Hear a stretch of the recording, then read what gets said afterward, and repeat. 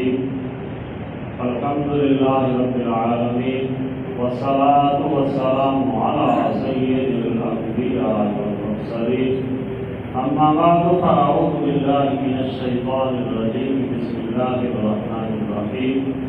وإذا طلقتم النساء فبلغن أجلهن فلا تعضلوهن أن ينكحن أزواجهن إذا تراضوا بينهم بالمعروف ذلك يوعظ به من كان منكم يؤمن بالله واليوم الآخر ذلكم أزكى لكم وأطهر والله يعلم وأنتم لا تعلمون صدق الله العظيم. احمدین وقال آج ہمیں سورہ بقرہ کی آیت نمبر 232 پڑھنے کی سعادت حاصل ہو رہی ہے. اس آیت مقدسہ میں خالق ارض و سماوات نے اس بات کا تذکرہ فرمایا کہ اگر کسی عورت کو اس کا شوہر طلاق دے دے اور طلاق دینے کے بعد عدت بھی گزر چکی ہو اور شوہر نے اسے 1 یا 2 طلاقیں دی ہوں، عدت گزرنے کے بعد پھر کسی وجہ سے وہ عورت اور وہ مرد آپس میں نکاح کرنا چاہیں تو شریعت مطہرہ نے اس کی انہیں اجازت دی ہے اور دیگر لوگوں کو ان کے نکاح کرنے سے منع کرنے کی رب تعالیٰ نے ممانعت فرمائی. ایسا نہیں ہے کہ اس کے رشتہ دار، اس کے بہن بھائی، اس کے آبا و اجداد خواہ عورت کو روکے رکھیں اور اسے اس مرد سے بھی نکاح کرنے کی اجازت نہ دیں اور کسی اور سے بھی نکاح کرنے کی اجازت نہ دیں. یہ شرعاً درست نہیں. اللہ تعالیٰ نے اسی کو یہاں پہ بیان فرمایا. ارشاد فرمایا وَإِذَا طَلَّقْتُمُ النِّسَاءَ فَبَلَغْنَ أَجَلَهُنَّ، اور جب تم اپنی عورتوں کو طلاق دے دو اور وہ اپنی عدت کو پہنچ جائیں فَلَا تَعْضُلُوهُنَّ أَن يَنكِحْنَ أَزْوَاجَهُنَّ، تو تمہارے لیے یہ جائز نہیں ہے کہ تم انہیں ان کے خاوندوں کے ساتھ نکاح کرنے سے منع کرو. اذا تراضوا بینہم بالمعروف، جب وہ آپس میں دستور کے مطابق باہمی رضامندی سے نکاح کرنا چاہتے ہیں. یعنی اگر شوہر نے بیوی کو 1 طلاق دے کے چھوڑ دیا یا 2 طلاقیں دے کے اسے چھوڑ دیا تھا اور اس نے اس عورت کے ساتھ رجوع نہیں کیا یہاں تک کہ اس عورت کی عدت گزر گئی. اب عدت گزرنے کے بعد عورت چونکہ بائن ہو چکی ہے، وہ اس کے نکاح سے کلی طور پر نکل چکی ہے، اس عورت کو اختیار ہے وہ جہاں چاہے نکاح کر لے اور مرد کو بھی اختیار ہے جہاں چاہے نکاح کر لے. لیکن اگر یہ دونوں دوبارہ آپس میں بھی نکاح کرنا چاہتے ہیں تو شریعت مطہرہ میں اس کی بھی گنجائش موجود ہے، کیونکہ شوہر کو 3 طلاقوں کا حق دیا گیا تھا اور اس نے اس میں سے اگر 1 طلاق دی ہے یا 2 طلاقیں دی ہیں تو 1 طلاق کا حق چونکہ ابھی شوہر کو باقی حاصل ہے، اس لیے اگر وہ دوبارہ باہمی رضامندی کے ساتھ وہ سابقہ میاں بیوی جو تھے وہ دوبارہ نکاح کرنا چاہتے ہیں تو شریعت مطہرہ نے اس کی اجازت دی ہے اور جو اس سے روکتے ہیں ان کی شریعت نے ممانعت کی ہے. اس آیت مقدسہ کے شان نزول کے حوالے سے مفسرین کرام نے بیان فرمایا کہ ایک عورت کا کسی مرد کے ساتھ نکاح ہوا اور ان کے ساتھ ایسا ہی معاملہ پیش آ گیا. شوہر نے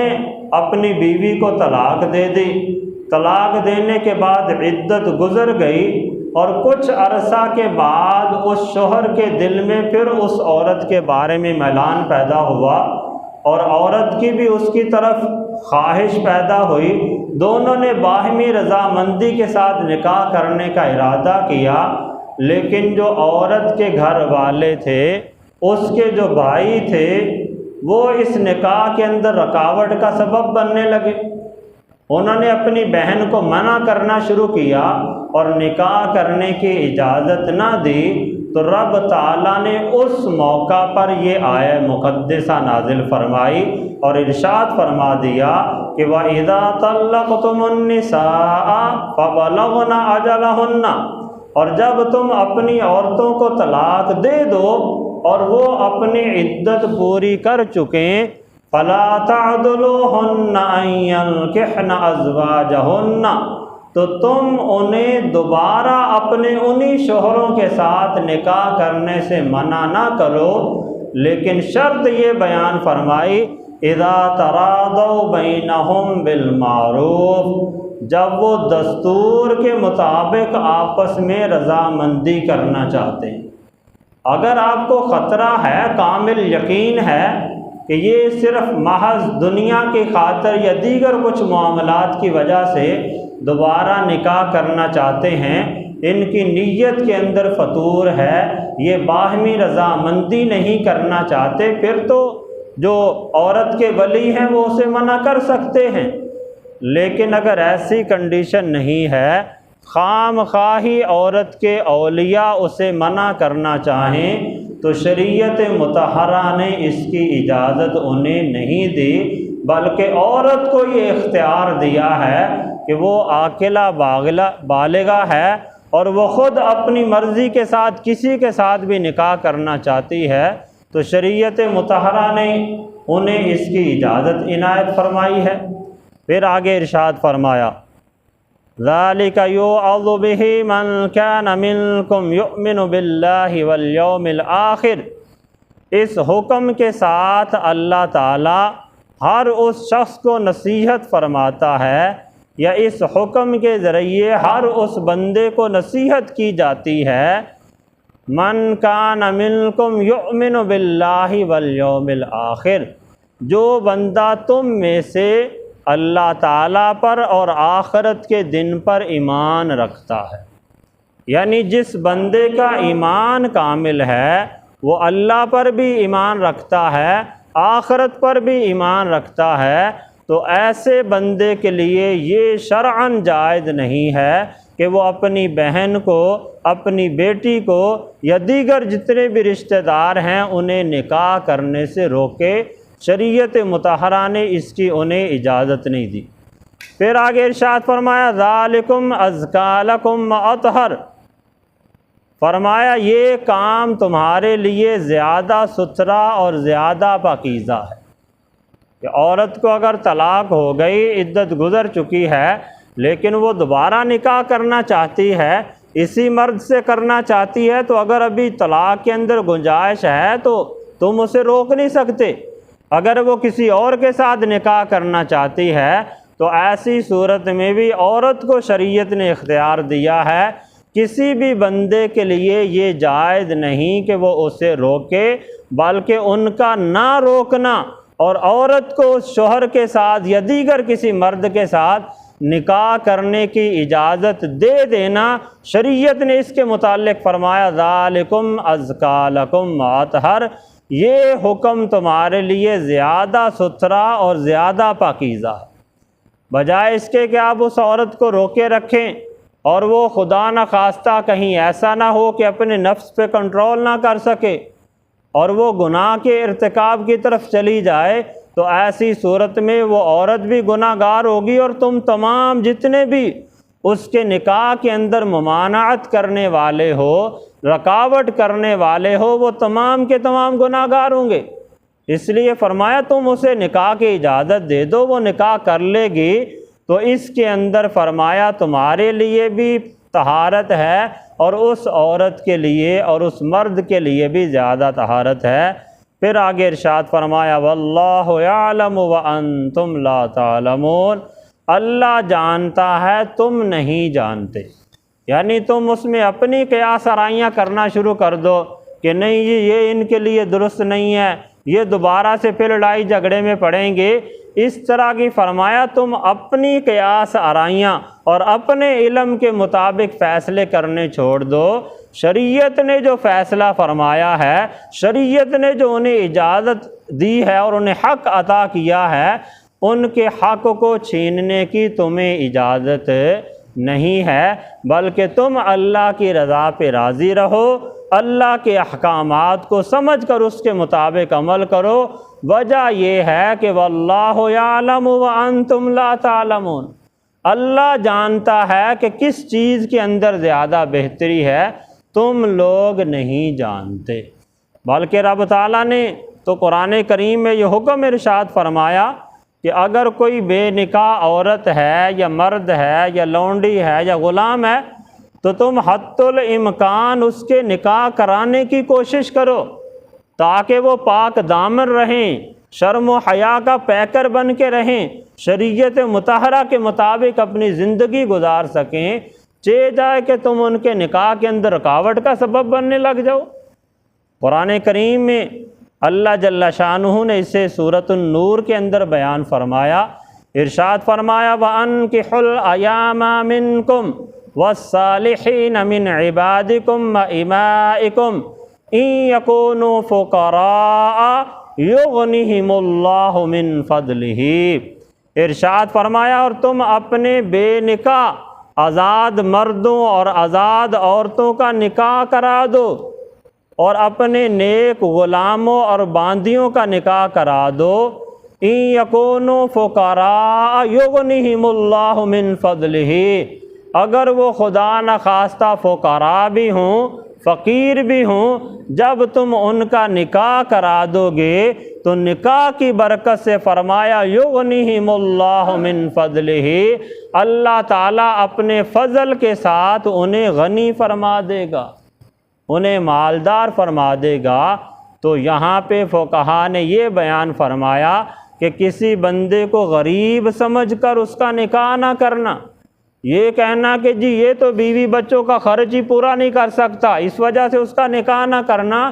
یہ شریعت مطہرہ کو پسند نہیں ہے۔ بلکہ اگر کوئی بندہ کمزور ہے، مالدار نہیں ہے، مال و دولت اس کے پاس نہیں ہے، پھر بھی آپ اس کا نکاح کروا دو۔ جب تم اس کا نکاح کرواؤ گے تو رب تعالیٰ اس نکاح کی برکت کی وجہ سے اور اپنے خاص فضل اور عنایت کی وجہ سے انہیں رب تعالیٰ غنی فرما دے گا، انہیں رب تعالیٰ ایسے اسباب مہیا فرما دے گا کہ وہ پرسکون زندگی گزار سکیں گے۔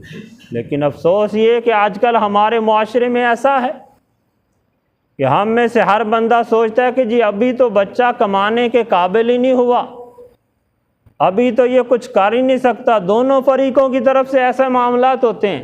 پہلے والدین ہی یہ سوچتے رہتے ہیں کہ ابھی ہمارا بچہ کماتا ہی نہیں ہے، اور اگر خدا نخواستہ ان کا ذہن بن بھی جائے تو آگے جہاں رشتہ دیکھا جاتا ہے وہ 100 طرح کے سوال کرتے ہیں، جی بچہ کرتا کیا ہے، ہماری بیٹی کو کہاں رکھے گا، کیا کھلائے گا۔ تو رزق کا ذمہ یہ یاد رکھیں کہ وہ اللہ عز و جل نے لیا۔ ہاں بندے کو حتی الامکان کوشش کرنی چاہیے، لیکن اگر بندہ دیکھے کہ دینداری والا معاملہ ہے، ایسا رشتہ میسر آ رہا ہے جس کے اندر فی نفسہ اور کوئی عیب نہیں ہے، وہ لڑکا یا وہ لڑکی شریف النفس ہیں، شریعت کے مطابق عمل کرنے والے ہیں، ایسی صورت میں اگرچہ وہ مالدار نہ بھی ہوں ان کے نکاح کرا دینا چاہیے۔ رب تعالیٰ نکاح کی برکت سے انہیں بھی غنی فرما دے گا اور رب تعالیٰ دیگر لوگوں پر بھی اپنا خاص فضل اور عنایت فرما دے گا۔ تو عام طور پہ ہمارے معاشرے میں بالخصوص اگر عورت کو طلاق ہو جاتی ہے یا اس کا خامد خدا نخواستہ فوت ہو جاتا ہے، اللہ نہ کرے کسی کے ساتھ ایسا معاملہ ہو، کسی کی بہن بیٹی کے ساتھ ایسی کیفیت بنے، تو ہمیں یہ نہیں چاہیے کہ ہم اسے روک کے اپنے گھر کے اندر بٹھائے رکھیں، یہ شرعاً درست نہیں ہے، بلکہ اس کا خود ذہن بنائیں کہ وہ دوسری جگہ پہ نکاح کر لے۔ اور اگر وہ خود نکاح کرنا چاہتی ہے تو ایسی صورت میں بھی اس کے نکاح کے اندر کسی قسم کی رکاوٹ کا سبب نہیں بننا چاہیے، بلکہ حتی المقدور کوشش کر کے اس کا کسی اور جگہ پہ نکاح کر دینا چاہیے۔ اس میں ساری زندگی کے لیے اس عورت کے لیے بھی یہ عزت اور پاک دامنی کا سبب بنے گی، اور آپ لوگوں کے لیے بھی عزت اور پاک دامنی کا سبب بنے گی۔ لیکن ہوتا یہ ہے کہ ابتدائے وقت میں بندے کو غصہ ہوتا ہے، طرح طرح کے وسوسے ذہن کے اندر آتے ہیں۔ اگر خدا نخواستہ عورت میلان رکھے بھی صحیح نکاح کی وجہ کی طرف، تو لوگ اسے طعن و تشنیع کرنا شروع کر دیتے ہیں۔ اس کے سگے بہن بھائی، اس کے والدین تک اسے آگے نکاح کرنے کی اجازت نہیں دیتے۔ نتیجہ یہ نکلتا ہے کہ جب وقت گزرتا جاتا ہے، وہ بڑھاپے کی عمر کی طرف چلی جاتی ہے، وہ خود کچھ کرنے کے قابل نہیں ہوتی، پھر وہی بھائی جو اسے پہلے نکاح کرنے سے منع کرتے تھے، اب وہ اسے اپنے لیے بوجھ سمجھ بیٹھتے ہیں اور خود ہی اسے طعن و تشنیع کا نشانہ بنانا شروع کر دیتے ہیں۔ تو اس لیے احباب دی وقار، شریعت نے ہمیں تنبیہ فرمائی ہے کہ خدا نخواستہ اگر کسی کے ساتھ ایسا معاملہ ہو جائے، کسی کی بہن بیٹی، کسی کی رشتہ دار، اس کا شوہر فوت ہو جائے یا وہ اسے طلاق دے دے، وہ اگر نکاح کرنا چاہتی ہے تو آپ خود کوشش کر کے اس کی مدد کریں تاکہ وہ اور جگہ پہ نکاح کر لے۔ اگر خدا نخواستہ وہ رضامند نہیں بھی ہوتی تو آپ خود اس کا ذہن بنانے کی کوشش کریں۔ اس میں آپ کے لیے کسی قسم کی عیب کی بات نہیں ہے، بلکہ آپ کے لیے بھی اس میں پاک دامنی اور طہارت ہے، اور اس لڑکی کے لیے بھی پاک دامنی اور طہارت ہے کہ وہ ساری زندگی کے لیے اپنی عفت و دامنی کی حفاظت کرنے کا بندوبست کر لے گی۔ تو اگر ہم نے روک دیا اور خدا نخواستہ وہ کسی گناہ کی طرف مائل ہوگی تو وہ خود بھی گناہ گار ہوگی، اور جتنے بھی اس کے نکاح کے اندر رکاوٹ بننے والے ہوں گے وہ سارے کے سارے گناہ گار ہوں گے۔ تو اللہ تعالیٰ کی بارگاہ میں دعا ہے کہ رب تعالیٰ ہم سب کو قرآن و سنت کو سمجھ کر اس کے مطابق عمل کرنے کی توفیق عطا فرمائے۔